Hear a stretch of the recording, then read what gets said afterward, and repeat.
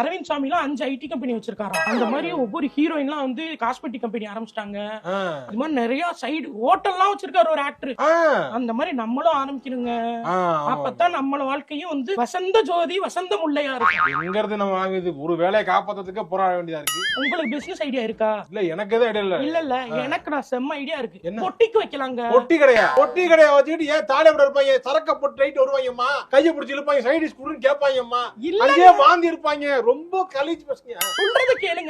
என்ன பொட்டி கடை இல்ல, பொட்டிக் மாரி படத்துல காஜல் அகர்வால் வச்சிருப்பாங்க பாத்திருக்கீங்களா? ஆமா. அந்த மாதிரி பொட்டிக் வச்சு அப்படியே டிஃபரெண்டா சேலிகளா வாங்கி விக்க போறேன் நான். அப்புறம் வந்து சுடிதாரு, அப்புறம் அந்த மாதிரி ஐட்டம்ஸ் எல்லாம் விக்க போறேன். நீதான் ஏதோ 2-3 பொட்டிகளை வாங்கி விட்டு நல்லா புலம்பிட்டு இருந்தா இப்ப நீ என்ன? அதனாலதான் நான் வச்சு நடத்த போறேன். நானே வாங்கி விக்கலான் இருக்கேன். திருப்பூர்ல இருந்து டைரக்டா ஒரு லிங்க் புடிச்சு அவங்ககிட்ட இருந்து வாங்கி குடுக்கலான் இருக்கேன். ரேட் ரொம்ப சீப்பாங்க. அப்படியா? ஆமா, நான் பண்ண போறேன். பொட்டிக்கு வைக்க போறேன். பண்ணு பொட்டி